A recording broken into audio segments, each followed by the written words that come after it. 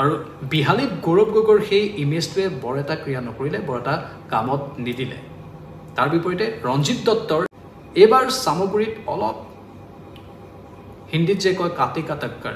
নমস্কাৰ, সকলোকে স্বাগতম জনাইছোঁ। ইতিমধ্যে ৰাজ্যৰ 5টা সমষ্টিৰ উপনিৰ্বাচন সমাপ্ত হৈছে, কিন্তু 2টা সমষ্টিৰ উপনিৰ্বাচনৰ কিছু খবৰ দিব বিচাৰিছোঁ। সামগ্ৰী আৰু বিহালী কি হ'ব? সামগ্ৰী আৰু বিহালীত প্ৰথমে বিহালীৰ খবৰ অলপ দিলোঁ। বিহালীত নিৰ্বাচনী প্ৰক্ৰিয়া সুকলমেই সমাপন হ'ল, ক'তো একো বিশেষ এনেধৰণৰ বিক্ষিপ্ত ঘটনা সংঘটিত হোৱা নাই। আৰু বিহালীত 70%তকৈ অধিক লোকে ভোটাধিকাৰ সাব্যস্ত কৰিছে, কিন্তু নিৰ্বাচন আয়োগৰ শেহতীয়া তথ্যখিনি এই মুহূৰ্তত আমাৰ হাতত অহা নাই। বিহালীৰ কিন্তু আকৰ্ষণীয় এটা নিৰ্বাচনী যুঁজ এইবাৰ দেখিবলৈ পোৱা গ'ল। বিহালীত কি হ'ল? এফালে কংগ্ৰেছৰ যোৰহাট সমষ্টিৰ পৰা, লোকসভা সমষ্টিৰ পৰা জয়ী হোৱা গৌৰৱ গগৈ, আনফালে আকৌ বিজেপিৰ বহুকেইজন নেতা, ৰঞ্জিত দত্ততো আছে, কিন্তু আন বহুকেইজন বিধায়ক, মন্ত্ৰী একেলগে তাত সমূহ সমৰত লিপ্ত হ'ল গৌৰৱ গগৈৰ সৈতে। আৰু গৌৰৱ গগৈ এক প্ৰকাৰ অকলে তেওঁলোকৰ প্ৰাৰ্থী জয়ন্ত বৰাৰ হৈ যুঁজা দেখিবলৈ পোৱা গ'ল। কাৰণ জয়ন্ত বৰা তেওঁ বিজেপিৰ পৰাই কংগ্ৰেছলৈ আহিছিল, আৰু নিৰ্বাচনী প্ৰচাৰ অভিযানত জয়ন্ত বৰাই বহুকেইবাৰ কান্দিছিল। ৰঞ্জিত দত্তৰ কথা কৈ বা আন কেন্দ্ৰৰ কথা কৈ তেওঁ চকু পানী টুকিছিল, তেওঁৰ মাতৃৰ কথা কৈছিল জয়ন্ত বৰাই। ইফালে যদি এতিয়া আমি গোটেই প্ৰেক্ষাপটটো চাওঁ, বিহালীৰ যদি নিৰ্বাচনী এটা থুলমূল আভাস দিবলৈ যাওঁ, কি হ'ব পাৰে ফলাফল, মই এটা আপোনালোকক বাৰু গোটেই তথ্যখিনি জনাম। কিন্তু বিহালীত আপোনালোকে মন কৰিব 55% হৈছে চাহ জনগোষ্ঠীয় ভোটাৰ, আৰু সেই 55% চাহ জনগোষ্ঠীয় ভোটাৰে এক নিৰ্ণায়ক ভূমিকা গ্ৰহণ কৰে বিহালীত। আৰু সেই বিহালীতেই ৰঞ্জিত দত্তৰ কথা যদি আমি ক'বলৈ যাওঁ, ৰঞ্জিত দত্ত গোটেই ভালদৰে সমষ্টিটোৰ সৈতে পৰিচিত, সমষ্টিটোৰ গোটেই আঁতিগুৰি ভালদৰে জানে। এতিয়ালৈকে ৰঞ্জিত দত্ত সেই সমষ্টিটোৰ পৰা বিধায়ক হিচাপে নিৰ্বাচিত হৈ আহিছিল, এইবাৰ সাংসদ হিচাপে নিৰ্বাচিত হ'ল। আৰু যিমান তেওঁ নিৰ্বাচন খেলিছে বিহালী বিধানসভা সমষ্টিৰ পৰা, এবাৰৰ বাদে প্ৰত্যেকবাৰেই তেওঁ জিকিবলৈ সক্ষম হৈছিল। পল্লৱ লোচন দাসৰ হাতত এবাৰ পৰাজিত হৈছিল, যেতিয়া পল্লৱ লোচন দাস কংগ্ৰেছত আছিল। তাৰ বাহিৰে কিন্তু ৰঞ্জিত দত্ত বিহালী বিধানসভা সমষ্টিত এবাৰো হাৰিব লগা হোৱা নাছিল। এইবাৰতো তেওঁ লোকসভাৰ পৰা নিৰ্বাচিত হ'ল, সেয়েহে তেওঁ নিৰ্বাচন নেখেলিলে। সেয়েহে ৰঞ্জিত দত্ত এনে এটা ফেক্টৰ, যি ফেক্টৰটোৱে বিশেষ ক্ৰিয়া কৰে। বিহালীত এইবাৰ বিশেষ ক্ৰিয়া কৰিলে, আৰু ৰঞ্জিত দত্ত ফেক্টৰটোৰ বাবেই বিহালীত বিজেপিৰ প্ৰাৰ্থীগৰাকী দিগন্ত ঘাটোৱাল তেওঁ জয়লাভ কৰাৰ সম্ভাৱনা এতিয়া বৃদ্ধি পাইছে। মানে যদি আমি এক্সিট পলৰ কথা কওঁ বা সামূহিকভাৱে গোটেইখিনি তথ্য দিবলৈ চেষ্টা কৰোঁ, যিখিনি তথ্য আহৰণ কৰিছোঁ গ্ৰাউণ্ডৰ পৰা, তাৰ আধাৰত ক'ব পাৰি যে দিগন্ত ঘাটোৱালৰেই নিৰ্বাচনী বৈতৰণি পাৰ হোৱাৰ সম্ভাৱনা বেছি। অৱশ্যে এতিয়া একো কথা ক'ব নোৱাৰি, সেয়েহে মই স্পষ্টীকৰণ এটা দি থওঁ। মাত্ৰ এয়া এক সমীক্ষাহে, পৰৱৰ্তী সময়ত আমি 23 নৱেম্বৰতহে গোটেইখিনি গম পাম। এয়া মাত্ৰ এটা সমীক্ষা হিচাপে আগবঢ়াইছোঁ। ৰঞ্জিত দত্তৰ তুলনাত গৌৰৱ গগৈ, যি গৌৰৱ গগৈ জয়ন্ত বৰাৰ হৈ নিৰ্বাচনী প্ৰচাৰ চলালে, গৌৰৱ গগৈৰ এটা ইমেজে আছে। ইমেজৰ বাদে গ্ৰাউণ্ডত গৌৰৱ গগৈ ক'ত কেনেধৰণে মানুহক নিজৰ ফালে আকৰ্ষিত কৰিব লাগে, সেইটো ক'ৰবাত বিহালীত গম পাব নোৱাৰিলে, বা তেনেধৰণে সিমান এটা সেইটো ক্ষেত্ৰত সফল হ'ব নোৱাৰিলে। যোৰহাটত গৌৰৱ গগৈ সফল হৈছিল। যোৰহাটত ক'লোঁ আমি, যোৰহাটৰ ভোটাৰৰ পেটাৰ্ণটো বেলেগ, আৰু বিহালীত ভোটাৰৰ পেটাৰ্ণটো বেলেগ। বিহালীত 55% হৈছে চাহ জনগোষ্ঠীয় ভোটাৰ, আৰু বিহালীত গৌৰৱ গগৈৰ সেই ইমেজটোৱে বৰ এটা ক্ৰিয়া নকৰিলে, বৰ এটা কামত নিদিলে। তাৰ বিপৰীতে ৰঞ্জিত দত্তৰ যিটো অভিজ্ঞতা, তেওঁৰ যিটো সমষ্টিবাসীৰ সৈতে এটা ভাল সম্পৰ্ক, সেই ৰঞ্জিত দত্তৰ ফেক্টৰটোৱে বিহালীত ক্ৰিয়া কৰিলে। যদিও বিহালীত বিজেপিৰ বহুকেইজন বিধায়ক মন্ত্ৰীয়ে গৈ প্ৰচাৰ চলালে, আনকি সেই বিধায়ক মন্ত্ৰীৰে একাংশই পোনপটীয়াকৈ কৈছে যে ৰঞ্জিত দাই এইবাৰ কিন্তু কৰি দেখুৱালে। অৱশ্যে ভোটৰ সংখ্যা কিছু পৰিমাণে হ্ৰাস পাব পাৰে, কাৰণ ৰঞ্জিত দত্তই নিজেই খেলা নাই, কিন্তু দিগন্ত ঘাটোৱাল চাহ জনগোষ্ঠীৰ এজন নেতাই হয়, সেয়েহে তেওঁৰ আশা বেছি আছে সেইটো ফালৰ পৰা। তেওঁ 1996 চনৰ বা তাতোকৈ আগৰ পৰাই বিজেপিৰ সৈতে জড়িত। ৰঞ্জিত দত্তই সেই কথাবোৰ ভালদৰে কেলকুলেশ্যন কৰি ক'ত কেনেধৰণে ভোটাৰক আকৰ্ষিত কৰিব লাগে, সেই হিচাপ নিকাচবোৰ ভালদৰে কৰিবলৈ সক্ষম হ'ল, যাৰ ফলতে বিহালীত এতিয়া বিজেপিৰ দিগন্ত ঘাটোৱালৰ জয়ৰ সম্ভাৱনা বৃদ্ধি পাইছে। আৰু ৰঞ্জিত দত্তৰো এটা ইমেজ এইবাৰ তাত গঢ় লৈ উঠিছে, যিটো ইমেজে আনকি তেওঁক আগন্তুক দিনত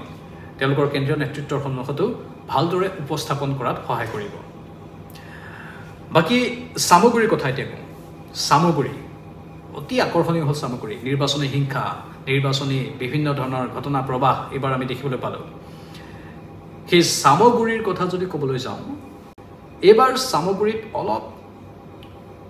হিন্দীত যে কয় কাটি কা টক্কৰ মানে তীব্ৰ প্ৰতিদ্বন্দ্বিতা হৈছে অসমীয়াত ক'বলৈ গ'লে এফালে অংক শাস্ত্ৰৰ স্নাতকোত্তৰ ডিগ্ৰীধাৰী দীপ্লু ৰঞ্জন শৰ্মা আনফালে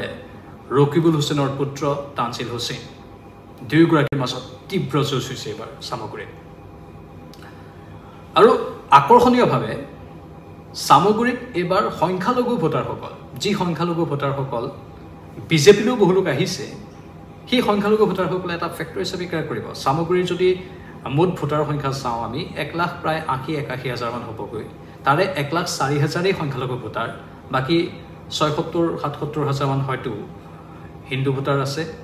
আৰু খ্ৰীষ্টান ভোটাৰো প্ৰায় 1,000ৰ ওচৰা-ওচৰি আছে মানে হিচাপটো সিমান এটা মই সুদৃঢ়ভাৱে ক'ব নোৱাৰিম তো সিমানেই আছে আৰু তাৰ পৰা যিটো আমি গ্ৰাউণ্ড ৰিপৰ্ট সংগ্ৰহ কৰিছোঁ তাৰ অৰ্থত ক'ব পাৰি যে এইবাৰ চামগুৰিত অলপ প্ৰতিষ্ঠান বিৰোধী ঢৌ আছে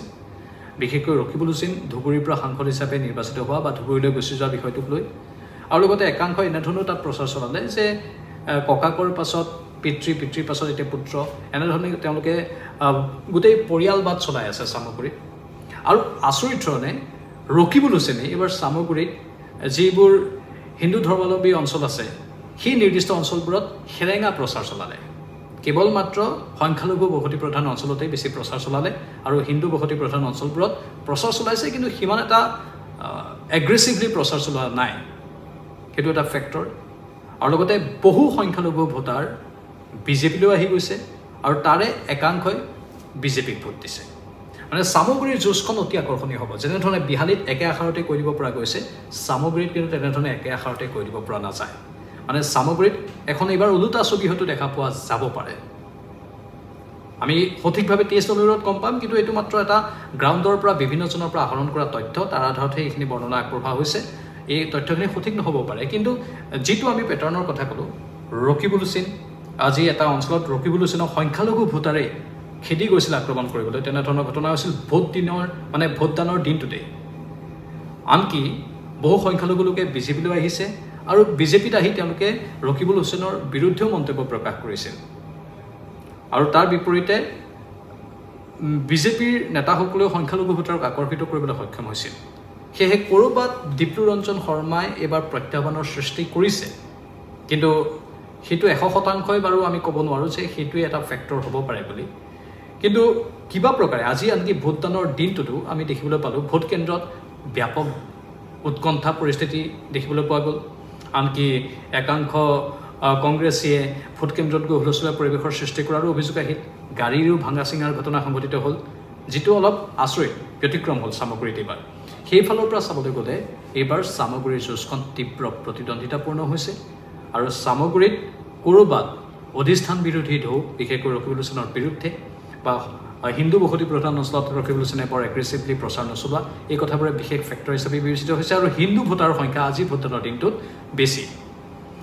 প্ৰায় 80% ওচৰা-ওচৰি হয়তো চামগুৰিত ভোটদানৰ হাৰ হ'বগৈ এতিয়ালৈকে যিখিনি আমালৈ তথ্য আহিছে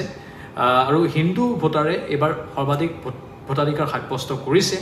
আৰু সংখ্যালঘু ভোটাৰৰ ভোটদানৰ হাৰ পূৰ্বৰ তুলনাত এইবাৰ কমিছে আৰু সেইফালৰ পৰা চাবলৈ গ'লে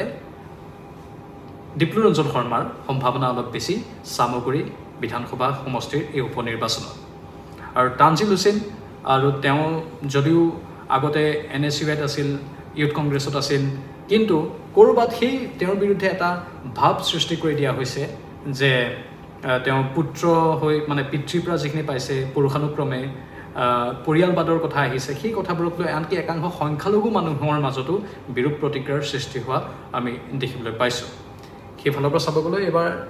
তানজিল হুছেইনৰ ক্ষেত্ৰত ক'ৰবাত কিবা এটা মাইনাছ পইণ্ট থাকিব পাৰে বুলিও একাংশ উল্লেখ কৰিছে কিন্তু আমি পুনৰ কওঁ এয়া মাত্ৰ এটা ধাৰণাহে কিন্তু সবিশেষ 23 নৱেম্বৰত গম পোৱা যাব ওলোটাও হৈ যাব পাৰে তানজিল হুছেইনে হয়তো বৃহৎ সংখ্যক ভোটৰ ব্যৱধানত জয়লাভো কৰি যাব পাৰে কিন্তু এতিয়ালৈকে যিটো সমীক্ষা পোৱা গৈছে তাত দীপ্লু ৰঞ্জন শৰ্মা ক'ৰবাত আগত আছে আনকি বহু সংখ্যালঘু ভোটাৰে ভোট নিদিব পৰাটোৱে এটা ফেক্টৰ হিচাপে এইবাৰ চামগুৰিত ক্ৰিয়া কৰিছে এইখিনি হ'ল তথ্য আপোনালোকৰ বাবে আগবঢ়ালোঁ এটা থুলমূল তথ্য আমি আপোনালোকৰ বাবে দিলোঁ স্পষ্টীকৰণ ইতিমধ্যে দিছোঁ এইটো মাত্ৰ গ্ৰাউণ্ডৰ বিভিন্নজনৰ পৰা কথা পাতি সংগ্ৰহ কৰা তথ্যহে সেয়েহে এই তথ্যখিনি 100% শুদ্ধ তথ্য নহয় কিন্তু আমি পৰৱৰ্তী সময়তো ধাৰাবাহিকভাৱে এনেধৰণৰ তথ্যবোৰ আনি থাকিবলৈ চেষ্টা কৰিম 22 নৱেম্বৰলৈকে আৰু 23 নৱেম্বৰতো আপোনালোকে গমেই পাব ফলাফল কি হ'ব ধন্যবাদ জনাইছোঁ আশা কৰিছোঁ আপোনালোকৰ কমেণ্টবোৰ কমেণ্ট বক্সত দিব নমস্কাৰ